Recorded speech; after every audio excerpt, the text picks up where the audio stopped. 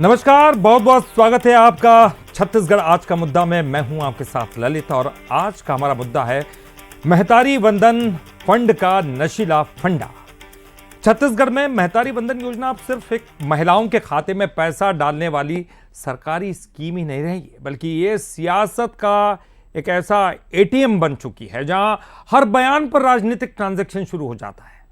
यहां अंबिकापुर में शराब दुकान बंद कराने के लिए पहुंची महिलाओं को यह उम्मीद थी कि प्रशासन कोई ना कोई रास्ता निकालेगा, लेकिन वहां ऐसा जवाब सामने आया जिसने महतारी वंदन को सीधे शराब की कमाई से जोड़ दिया। अब फिर क्या था, सत्ता और विपक्ष, जी हां, सत्ता और विपक्ष दोनों ही आमने सामने आ गए और शुरू हो गई नई सियासी बहस। आज इसी पर हम चर्चा करने वाले, हमारे साथ मेहमान भी होंगे, लेकिन पहले यह खास रिपोर्ट देखिए। वंदन योजना बीजेपी सरकार की सबसे चर्चित और सबसे बड़ी महिला हितैषी स्कीम, जिसके तहत हर महीने महिलाओं के खाते में 1000 रुपए आते हैं। सरकार का दावा है कि इससे महिलाओं की आर्थिक ताकत बढ़ रही है, लेकिन इस योजना का एक नया और नशीला कनेक्शन चर्चा में आ गया है। अंबिकापुर में महिलाएं शराब दुकान बंद कराने कलेक्टर से मिलने पहुंची थी। महिलाओं का आरोप था कि मोहल्लों में शराब दुकानें बढ़ रही हैं, जिससे माहौल खराब हो रहा है, परिवार प्रभावित हो रहे हैं और सामाजिक समस्याएं बढ़ रही हैं। महिलाएं समाधान मांगने पहुंची थीं, लेकिन बातचीत के दौरान कथित तौर पर ऐसा बयान सामने आया जिसने पूरे प्रदेश की राजनीति को गरमा दिया। एक शब्द कलेक्टर महोदय बोले, वो हम लोगों को बहुत खराब लगा। ये बोले कि आप लोगों को महतारी वंदन मिलता है कि नहीं मिलता है, तो हम लोग बोले कि हाँ सर मिलता है। तो उनका कहना है कि महतारी वंदन आप लोग को मिलता है और ये जो शराब दुकान है ये सरकार की नीति है और ये योजना है और इसी से उनकी आय होती है। तो हमारा ये कहना है कि महतारी वंदन और शराब की दुकान, इसमें क्या संबंध है बताइए। दरिमा क्षेत्र से महिला हैं, उस क्षेत्र में जो शराब की दुकान खुली है उसको बंद करने को लेकर आई थी। उन्हें यह बताया गया कि उनकी मांग पर जो शासन के नियम है उसके अनुसार परीक्षण किया जाएगा और उसके बाद आगामी कार्रवाई की जाएगी। कथित तौर पर कहा गया कि अगर शराब दुकानें बंद हो जाएंगी तो महतारी वंदन योजना का पैसा कहां से आएगा। बस फिर क्या था, मुद्दे ने ऐसा तूल पकड़ा कि विपक्ष को हमला बोलने का बड़ा मौका मिल गया।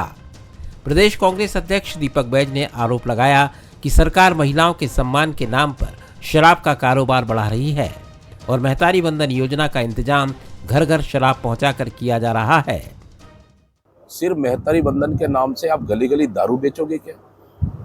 मतलब शराब का गंगा बहा हो गया कि यही सुशासन है क्या?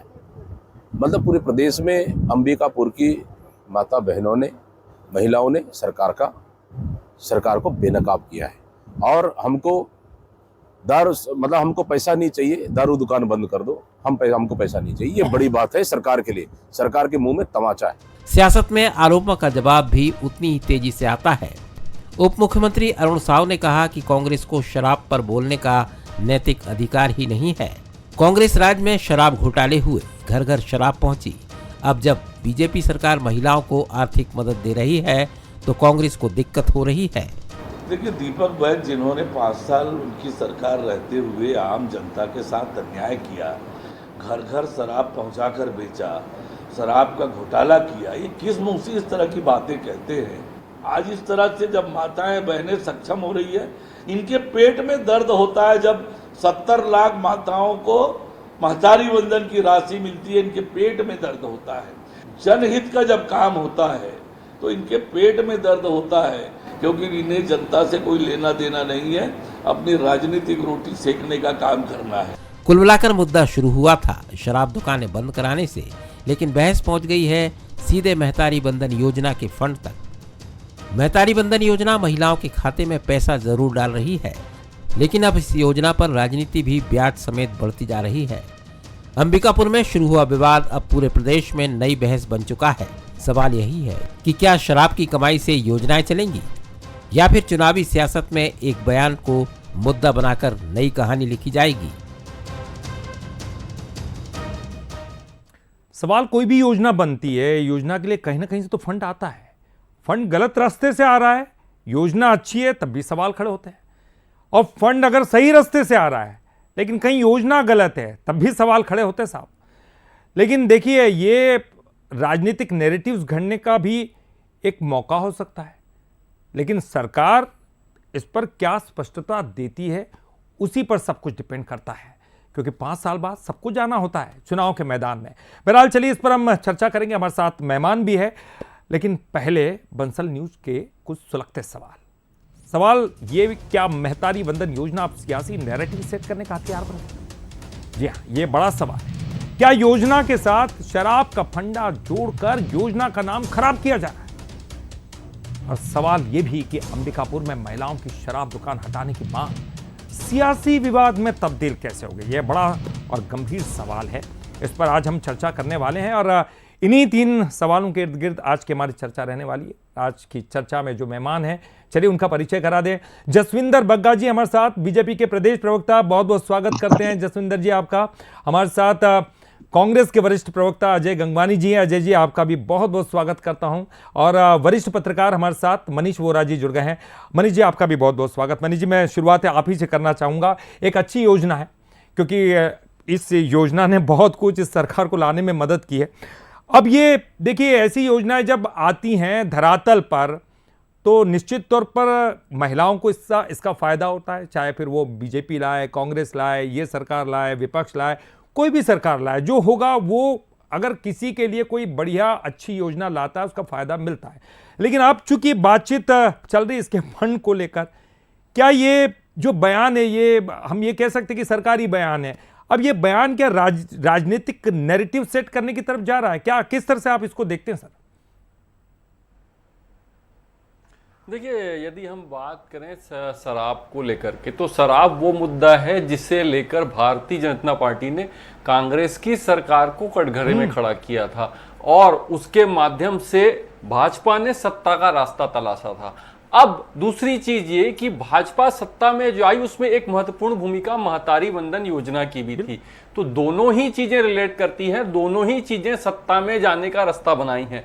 अब इसमें हो ये रहा है कि शराब को ही टारगेट करके और जो प्रमुख योजना है भारतीय जनता पार्टी की उसको कांग्रेस टारगेट कर रही है कि महतारी वंदन योजना को लेकर के ये बात है। लेकिन वो टारगेट क्यों हुआ, वो बात क्यों निकल करके आई? तो कलेक्टर ने जिस प्रकार से बयान दिया उस बयान को लेकर के ये सारी चीजें खड़ी हुई है। और कलेक्टर जैसे अधिकारी, जिम्मेदार व्यक्ति को यदि उनके सामने कोई डेलीगेट्स आए हैं तो उनको यदि कोई जवाब देना है तो मुझे लगता है कि उनको बहुत तोल मोल के और सोच समझ के जवाब देना चाहिए। इस प्रकार की बातों का उपयोग नहीं करना चाहिए। सरकार की फ्लैगशिप योजना है और सबसे बड़ी बात यह है कि वो मतदाता जो 50% से अधिक मत देने जाते हैं, महिलाएं, उनको लेकर के ये योजना चलाई गई है, उस पर सीधे तौर पे टारगेट करने का प्रयास किया गया है। और कांग्रेस को बैठा बैठाए मुद्दा दे दिया गया है कि शराब से आने वाला जो इनकम है उसके माध्यम से जो है वो सरकार महतारी वंदन योजना जो है वो चला रही है। लेकिन एक बात समझनी होगी कि मान लिया जाए कि सरकार जो है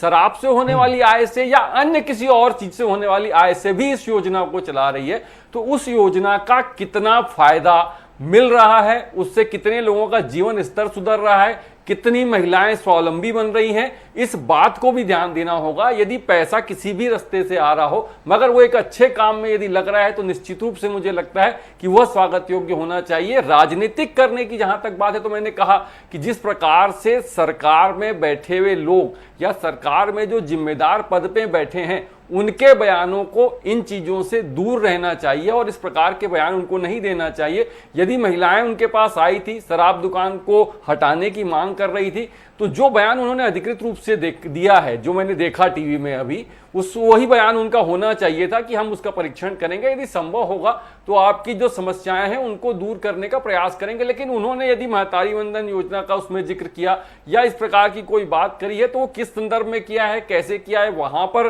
किस संदर्भ में उन्होंने बोला है, ये भी महत्वपूर्ण होता है। लेकिन बैठे ठाले कांग्रेस को उन्होंने मुद्दा जरूर दे दिया है और मुझे लगता है कांग्रेस इस बात को लेकर के भाजपा पर हमलावर बनी रहेगी। बिल्कुल मनीष जी, और आपने इसमें बहुत महत्वपूर्ण बात कही है कि अगर किसी ऐसे मत से भी फंड आता है, क्योंकि तो शराब की बिक्री तो लीगल तरीके से हो रही है ना, अगर लीगल तरीके से कोई पैसा आ रहा है, ठीक है, महिलाएं इसका विरोध कर रही है, लेकिन अगर उसका अच्छे काम में अगर उसका लग रहा है पैसा, अगर वो फंड लग रहा है तो उसमें कोई बुराई नहीं हो सकती, बशर्ते कि वो गलत तरीके से पैसा ना आ रहा हो।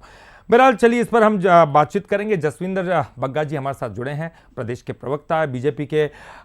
जसविंदर जी, आपको नहीं लगता कहीं बैठे बैठे आपने एक ऐसा मुद्दा कांग्रेस के हाथों में दे दिया? अच्छा भला तो सब कुछ चल रहा था, कहीं ना कहीं कुछ बयानबाजी ऐसी होती है कि फिर वो स्पष्टता मांगने की तरफ इशारा करती, फिर आपको स्पष्ट करना पड़ेगा कि आखिरकार वो पैसा कहाँ से आ रहा है। जो मेहतारी वंदन योजना आपकी तो अच्छी योजना है, इसको अच्छी तरह से प्रतिसाद मिला इस चुनाव में भी, तो फिर आपको ये तय करना पड़ेगा कि ये कहाँ से पैसा आ रहे हैं। क्या ये आप स्पष्ट करेंगे? बिल्कुल ललित जी, आपका प्रश्न वाजिब है। और जैसा मनीष वोरा जी ने एक पंक्ति में बताया कि कलेक्टर सरगुजा ने जिस प्रकार का बयान दिया है, जो हमने भी अभी सुना, उस बयान में उन्होंने वही बात कही है जो कलेक्टर को कहनी चाहिए थी। लेकिन दीपक बैस जी का जो बयान, जिसपे आज आपने यह चर्चा रखी हुई है, वो बयान बिल्कुल उलट दिखता है। देखिए, सरकारों के चलने का आय और व्यय किस प्रकार से आती है, कोई राज्य सरकार हो, केंद्र की सरकार हो, वह निर्भर करता है उसके बजट को हम कैसा बनाते हैं। बजट कैसे बनेगा?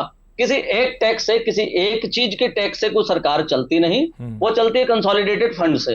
अलग अलग क्षेत्रों से हमको टैक्सेस मिलते हैं, और वो क्या है? जीएसटी से, स्टैम्प से, खनिज से, रजिस्ट्री से, बिजली से, सेल टैक्स से और आबकारी से भी। ये जो हमको पैसे मिलते हैं सरकारों को, उन पैसों से सरकारें तय करती हैं कि किस क्षेत्र में कितना पैसा खर्च करना है। एकदम स्पष्ट है, सरकार कोई भी हो, भाजपा की हो, कांग्रेस को, सरकारें ऐसे ही चलती हैं। फर्क कहां पर आता है? भाजपा और कांग्रेस की सरकारों की सोच का फर्क कहां पर आता है? उन पैसों को जो हम राजस्व से प्राप्त करते हैं, उन पैसों को खर्च करने की प्राथमिकता को तय करने का। और यहीं पर भाजपा और कांग्रेस में आपको फर्क साफ साफ दिखेगा। जहां भाजपा की सरकारें कहीं पर भी हो, केंद्र में हो या मुझे लगता है राज्य सरकारें हो, हम अपनी आय से जो हमको राजस्व मिलता है, उस आय का एक एक पैसा जनता के आर्थिक रूप से उसके जीवन स्तर को उठाने में लगाते हैं, उसे मजबूत बनाने में लगाते हैं। और कांग्रेस क्या करती है साहब? कांग्रेस उस आय पर गिद्ध दृष्टि बना के बैठे रहती है, और जहां भी उसको सरकार चलाने का मौका मिलता है, इसी कारण से भ्रष्टाचार के नए नए कीर्तिमान स्थापित करती है। और दूसरा विषय जो दीपक बैस जी कह रहे थे, और जिसको मनीष वोरा जी ने भी जोड़ के कहा, दो योजनाओं को जो भाजपा ने 2023 के चुनाव में प्रमुखता से जिन्हें उठाया, हमने और भी मुद्दे उठाए थे साहब, इस शराब के घोटाले को छोड़ के। हमने महतारी वंदन के सिवा और भी योजनाएं मोदी की गारंटी के नाम से दी हुई है। लेकिन दो की चूंकि आप बात करें, मैं दोनों को जोड़ के आपको बताता हूं ललित जी की किस प्रकार से 2018 के चुनाव में कांग्रेस ने प्रदेश की जनता से, महिलाओं से शराबबंदी का वादा किया, और महिलाओं ने इनको झोली भर के वोट दिया। 5 साल सरकार चलाते रहे, 5 साल सरकार से लीगल इलीगल कमाई करते रहे। और कमाई कहां जाती रही? इनके सिंडिकेट में, जो इनके राजनीतिक और प्रशासनिक मित्रों ने मिलकर सिंडिकेट बनाया था, उस सिंडिकेट में पूरी कमाई जाती रही। पूरा प्रदेश ने देखा, इसलिए सरकार उखाड़ के फेंक दी गई।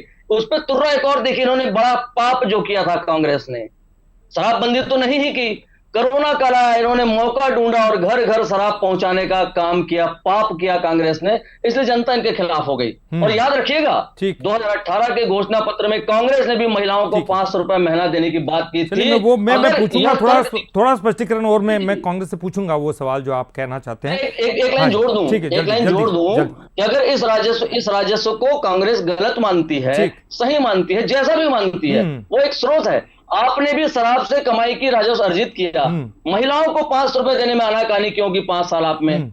आप भी महिलाओं के सशक्तिकरण के लिए, महिलाओं को सम्मान देने के लिए, अपने वादे को पूरा करने के लिए महिलाओं को 500 रुपए महीना दे सकते थे ना। चलिए मैं एक स्पष्टीकरण चाह रहा हूं, बस ये जितनी बातें आपने कही है, आपका कहने का मतलब जो अधिकारी ने कहा, कलेक्टर ने कहा, वो बातें सही है, मतलब उसको आधिकारिक रूप से अगर देखे तो सरकार की तरफ से कि राजस्व कैसा भी आए, उसका उपयोग आप अच्छे कामों के लिए करना चाहते हैं, और ये आप कहना चाहते हैं कि अधिकारी ने जो कहा वो गलत नहीं कहा। आपने अधिकारी का जो वर्जन सुनाया है, मैंने उस पर टिप्पणी की कि उन्होंने वही लाइन कही जो कलेक्टर को कहनी चाहिए थी। चलिए ठीक है, मैं अब अजय जी के पास जाऊंगा। अजय जी, बीजेपी आप पर सवाल उठाती है कि आपको तो नैतिक अधिकार ही नहीं है ये कहने का, क्योंकि आपके ही सरकार में एक बड़ा घोटाला हुआ शराब को लेकर, जिसको बीजेपी ने काफी भुनाया है, इस चुनाव के दौरान भी काफी उसके चर्चे रहे हैं, तो बीजेपी आरोप लगा रही है, आप क्यों बात कर रहे हैं?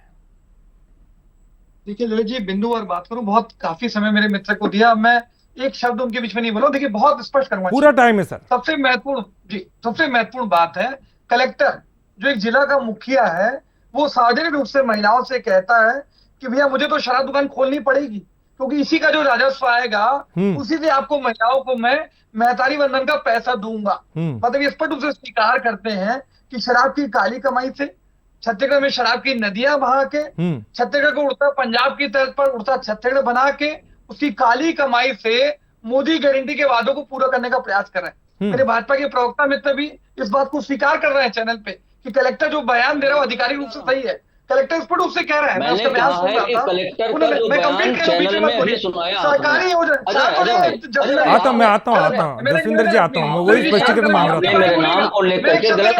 अच्छा एक मिनट सर, गंगवानी जी एक मिनट, वो आपकी बात को किस तरह स्पष्ट करना चाहते हैं, एक लाइन में मैं आता हूँ आपके पास। गलत तरीका नहीं मैं आपको पूरा वक्त दूंगा सर, पूरा वक्त दूंगा। अजय बात करें, अपनी बारी में बात करेंगे, जो स्पष्टीकरण वो दीजिए। आपकी किसी लाइन पे बोलना चाहते थे, वो लगातार कोसते रहे मेरी कांग्रेस सरकार को। नहीं आपको पूरा समय, आपके पास अजय जी पूरा समय रहेगा, मैं रोकूंगा नहीं, मैं आपको रोकूंगा नहीं, बिल्कुल भी, आपको बिल्कुल भी नहीं रोकूंगा। ललित जी मुझे निवेदन है मेरा, मुझे मैं आपको कंप्लीट करने दूंगा सर। अजय जी आपको मैं बिल्कुल रोकूंगा नहीं, बिल्कुल नहीं। चलिए जसविंदर जी आपके पास मैं फिर आता हूं और आप स्पष्टीकरण दे दीजिए। अजय जी कंप्लीट। मैं स्पष्ट रूप से कहना चाह रहा हूं, ठीक है, ये रूल है कि कोई शराब दुकान किसी जो हॉस्टल के पास, किसी स्कूल के पास, किसी महिला क्लस्टर के पास, ये नियम है कि कोई शराब की दुकान नहीं खोली जा रही है। जब महिलाएं स्पष्ट रूप से कह रही है, उन्होंने साझे उससे कहा कि आप ये सोच रहे हैं कि 1000 रुपए महतारी वंदन का पैसा दे के हमारे पतियों को, हमारे बच्चों को आप जो भटकाव के रास्ते पे डालेंगे, उनको शराबखोरी की लत डालने का प्रयास करेंगे, किसी प्रकार का स्वीकार नहीं है। आप बंद कर दिए महतारी वंदन का। दूसरी आखिरी महत्व मैं कह रहा हूं, आप बड़े बड़े दावे कर रहे हैं, ये वही भारतीय जनता पार्टी है जो 5 साल तक शराबबंदी पर राजनीति करती है। अभी 4 महत्वपूर्ण उदाहरण दे रहा हूं, FL10 के 12, FL10B के 10, कुल मिला के 22 लाइसेंस रद्द करके यहाँ की सरकार मोटी कमीशन और भ्रष्टाचार के चलते सीधे शराब निर्माताओं से शराब खरीदी कर रही है। इसी नीति के आधार पर दिल्ली की आप सरकार पे ईडी कार्रवाई करती है, लेकिन शायद सरकार सेम दिल्ली की आबकारी नीति लागू करती है। पहली बात, आप लगातार शराबबंदी पर राजनीति करते हैं। 2.5 सालों में 67 नई शराब दुकान खोल चुके हैं। अभी जो नई आबकारी नीति है ललित जी, 35 नई दुकानें खोलने की तैयारी है। दूसरी बात, तीसरी बात, 3 बार शराब की आबकारी नीति में परिवर्तन करके लगातार आप ये प्रयास कर रहे हैं कि शराब के आप जो है राजस्व को बढ़ाएं। महत्वपूर्ण बात है कि हमारी कांग्रेस सरकार पे आरोप लगाने की बात करते हैं। रमन सरकार में प्रति व्यक्ति शराब खपत में छत्तीसगढ़ जो पहले स्थान पे था गोवा को छोड़ के, हमारे प्रयासों का नतीजा था 18वें स्थान पे आया। हमने 102 दुकानें बंद की। प्रति व्यक्ति जो शराब खपत थी, जो देशी शराब उसमें 10%, अंग्रेजी शराब में 15%। हमारा प्रयास स्पष्ट था, हमने कोशिश की। आप तो राजनीति करने के बाद लगातार शराब से मिलने वाले राजस्व बढ़ाने की साजिश को षड्यंत्र कर रहे हैं। दूसरा, कमीशन खोरी भ्रष्टाचार की बात करते हैं। आप ही की रमन सरकार 2012 से 17 जो IMFC का लाइसेंस है, 44 करोड़ रुपए का शराब घोटाला किया आपने, लेकिन ईडी कोई कार्रवाई नहीं करता। ये टारगेटेड रूप से संवैधानिक एजेंसियां, केंद्रीय एजेंसियों का दुरुपयोग करके, ठीक है अजय जी, मैं आता हूं फिर आपके पास, को बदनाम करने की साजिश मत करिए। ठीक है जी जसविंदर जी, आप इस पर कुछ स्पष्टीकरण देना चाह रहे थे, क्योंकि कांग्रेस ने तो कहा कि आधिकारिक बयान का आपने समर्थन किया, क्या कह रहे थे आप, बताइए। स्पष्टीकरण नहीं, मैं तथ्य रखना चाहता हूं। जो अजय जी ने मेरा नाम लेके गलत ढंग से उस बयान को ठीक है करिए सर। आपने सरगुजा कलेक्टर का जो बयान दिखाया, मैंने कहा किसी कलेक्टर का बयान वैसा ही होना चाहिए जैसा उन्होंने कहा। और 2-3 चीजें गंगवानी जी ने कहते कहते कही तथ्यात्मक रूप से गलत है, मैं आपको बताता हूं। रमन जी की सरकार में, डॉक्टर रमन सिंह जी की सरकार में 325 के लगभग दुकानों को बंद किया गया था। शराब की दुकानों को सिस्टमेटिकली जनसंख्या के हिसाब से दुकानों को बंद करने का हमने शराबबंदी की तरफ कदम बढ़ाने का काम प्रारंभ किया। ये जो कह रहे हैं, ठीक है sir. Ajay ji please sir, उनका हो जान दीजिए। देखिए मैंने आपको कंप्लीट करने का मौका दिया। Ajay ji please sir. अजय जी आप अपने बारी पे बोलिएगा ना। मैंने उनको मौका नहीं दिया बोलने का। अजय जी आपने चूंकि ये उठाया था कि मुझे कंप्लीट करने दीजिए, मैंने आपको कंप्लीट करने दिया। सर प्लीज मैं आपके पास आता हूँ, इसके बाद आप ही के पास आ रहा हूँ, इसके बाद आप ही के पास। भूपेश बघेल जी की कांग्रेस की सरकार जो 2018 से 23 तक चली, उसमें आबकारी का राजस्व कहां से कहां पहुंच गया, 5000 से 8000 करोड़ रुपए। और ये कहते हैं कि इन्होंने शराब में कमी लाई है, तो तथ्यात्मक इनकी गलती है। मैं उनको बताने की कोशिश कर रहा हूं। और देखिए एक विषय और है ललित जी, एक विषय और है, इस विषय को समझते हुए फिर से आ रहा है भाई। आपने कहा, मैंने स्वीकारा ना आपने कहा मैं चुप हुआ ना, हाँ, अब आपको थोड़ा शांति से सुनना ठीक ठीक है। आपका दर्द क्या मैं बताता हूँ अजय जी, और पूरे कांग्रेस का दर्द क्या है। आता हूँ सर अजय जी आता हूँ, इसके बाद आपके पहली बार छत्तीसगढ़ में पहली बार गांव की महिलाओं के हाथ में सीधा पैसा जा रहा है। सर फिर वो बीच में बोलेंगे, मैं उनको रोक नहीं पाऊंगा सर, जसविंदर जी बोलेंगे तो फिर रोक नहीं पाऊंगा। Ajay ji please please please Ajay ji, मैं आता हूँ आपके पास अजय जी, इसके बाद आप ही के पास। आप तो वरिष्ठ हैं अजय जी, आप तो वरिष्ठ हैं अजय जी, थोड़ा धैर्य रखिए। ठीक है जसविंदर जी कंप्लीट कीजिए, मैं आप कंप्लीट कीजिए, मैं अजय जी के पास जाऊंगा इसके बाद। कांग्रेस का दर्द क्या है ललित जी, मैं बताता हूँ आपको, जल्दी पूरे कांग्रेस का, जल्दी कीजिए। कि छत्तीसगढ़ में पहली बार गांव की महिलाओं के हाथ में हमने सीधा पैसा दिया है, उन महिलाओं के हाथों में जिसको वोट बैंक की तरह से इस्तेमाल करती थी कांग्रेस। और कांग्रेस का दर्द क्या है, सुनिए एक लाइन और, कांग्रेस का दर्द क्या है ललित जी, इनके प्रधानमंत्री राजीव गांधी ने एक समय कहा था कि केंद्र से अगर केंद्र की सरकार 100 रुपया भेजती है किसी गांव के ठीक है, चलिए आप भ्रष्टाचार की बात कर रहे हैं तो नहीं कह रहा हूं, सुनिए एक मिनट, सुनिए इनका दर्द बता रहा हूं। वो पैसा पहुंचते पहुंचते 15 रुपए मिलता है और 85 रुपए मिडिल मैन खा जाते थे। हमारी सरकार ने डीबीटी लागू करके महतारी, ठीक है सर, आप डायरेक्ट फंड ट्रांसफर कर रहे हैं, शायद इसी की वजह से ये बीच का पैसा रुक रहा है, लेकिन ये हर जगह ये भ्रष्टाचार वाली बातें होती रही। अजय जी सवाल मेरा ये भी है, आप कंप्लीट कीजिएगा, लेकिन एक सवाल भी इसके साथ सप्लीमेंट्री है।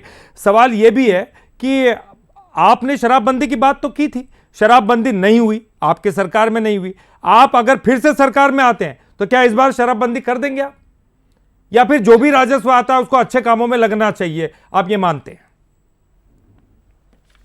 ललित जी महत्वपूर्ण बात है, कांग्रेस की सरकार ने ईमानदारी पूर्वक प्रयास किए, हमने जो कमेटी बने आखिर थोड़ा जल्दी कीजिएगा सर अजय जी। हाँ जल्दी करो, भारतीय जनता पार्टी से राजनीति चलती रही 5 साल में, ईमानदारी दिखाई दी नहीं देते। मैंने कांग्रेस की शायद, और ये जसविंदर जी मेरा निवेदन है, आपने मेरे को रोका, क्या करूं सर, मैं आपको रोकता हूं तो वो बोलने लग जाते हैं। ठीक है, अब जसविंदर जी अब हो जान दीजिएगा, अजय जी की बात कंप्लीट हो, अजय जी की बात कंप्लीट हो जाती है, समय बहुत कम है सर मेरे पास। ठीक, मुझे मनीष जी के पास भी जाना है, एक लास्ट कमेंट मैं उनसे लेना चाह रहा हूँ। अजय जी कंप्लीट कीजिए प्लीज। देखिए मैं महत्वपूर्ण बात कहना चाह रहा हूँ कि हमारे ईमानदारी पूर्वक प्रयास का नतीजा था कि प्रति व्यक्ति शराब खपत में हम पहले स्थान से 18वीं पे आए, 103 दुकानें बंद हुई। यहाँ मेरे मित्र गलत आंकड़े दे रहे, 2003 में जब रमन सरकार बनी, शराब से मिलने वाला राजस्व 400 करोड़, आप उसको 137 साल पुरानी शराब की आबकारी नीति को परिवर्तन करके 12 गुना आपने बढ़ाया। आप ही के प्रेम प्रकाश पांडे मंत्रिमंडल की बैठक में कहते रहे कि 1500 करोड़ रुपए तो कमीशन का पैसा है वो आखिरी के जेब में। चलिए मेरे पास समय कम है, ठीक है अजय जी आपकी बात समझ गया, ठीक है समझ गया मैं आपकी बात, आंकड़ों से आप जो है आंकड़ों से हमला कर रहे हैं, बिल्कुल आपकी बात समझ में आ रही है। मनीष जी एक आखिरी कमेंट, क्योंकि अब समय बहुत कम है, मनीष जी एक आखिरी कमेंट ये कि देखिए दोनों तरफ से आंकड़ों से हमला किया जा रहा है, तो हम देख रहे हैं क्योंकि हर चुनाव में लोगों को जाना पड़ता है, इनको जाना पड़ता है जनता के सामने और वहाँ आंकड़े काम आते हैं। लेकिन मनीष जी मैं जानना चाहता हूँ, देखिए 2 तस्वीरें सामने आती है, महिलाएं भी पहुँचती हैं कई बार ये कहने के लिए कि ये शराब की दुकान बंद कीजिए। अब ऐसे में क्या किया जाए, उनको महतारी वंदन योजना का लाभ भी चाहिए, उनको शराब की दुकान नहीं भी चाहिए, अब लीगल तरीके से दिया जाए तो ये जब 2 तस्वीरें सामने आती है सरकारों के सामने तो ये पशोपेश होती है ना, क्या किया जाए, इसको किस तरह से आप देखते हैं? आखिरी कमेंट सर। देखिए इसमें दोनों ही चीजें, मुझे लगता है कि महिलाएं जो विरोध कर रही है उसके पीछे कुछ न कुछ रीजन होगा। ऐसे क्षेत्र में शराब दुकान होगी जहां से बड़ा तबका जो है प्रभावित हो रहा होगा और उसका असर सीधे तौर पे महिलाओं पर पड़ता है, इससे इनकार नहीं किया जा सकता। इसी बात को लेकर के यदि हम कहें तो कांग्रेस ने ये कहा था कि हम प्रदेश में पूर्ण शराबबंदी करेंगे, लेकिन वो चीजें परिस्थिति जन या जो भी उन्होंने कारण बताए उसकी वजह से नहीं हो पाई। लेकिन अब यदि ये बात करें कि महिलाएं जो कर रही हैं, देखिए महिलाएं दोनों तरफ से हैं, महिलाएं ये कह रही है कि शराब दुकान हटना चाहिए, तो मुझे लगता है उसका कोई बीच का रास्ता निकाल करके यदि वो शराब दुकान वहां पर रहने से ज्यादा नुकसान हो रहा है तो उसको किसी दूसरी जगह शिफ्ट किया जा सकता है और वहां पर शिफ्ट करके काम किया जा सकता है। इसमें दोनों ही चीजें जो है वो आसानी से हो जाए, महिलाओं की भी बात रह जाए और सरकार का भी काम चल जाए। देखिए कोई भी सरकार मुझे लगता है ये नहीं चाहेगी, छत्तीसगढ़ में चाहे कांग्रेस की सरकार रही हो चाहे भारतीय जनता पार्टी की सरकार रही हो, दोनों ही सरकारों ने शराब के राजस्व को बड़ा महत्व दिया है। चाहे हम बात कर ले कांग्रेस की सरकार रही हो तो कांग्रेस की सरकार के समय भी जब लॉकडाउन जैसी स्थिति थी उस समय भी शराब की ऑनलाइन बिक्री, घर पहुंच सेवा जो है वो सब चालू की गई थी, इसलिए क्योंकि राजस्व की बड़ी हानि हो रही थी। बिल्कुल बिल्कुल मनीष जी, यानी कि एक बात तो साफ है जी, एक बात तो साफ है कि ये स्कीम जो है महिलाओं के लिए आनी चाहिए, ये हमारी डिबेट में साफ हो रहा है।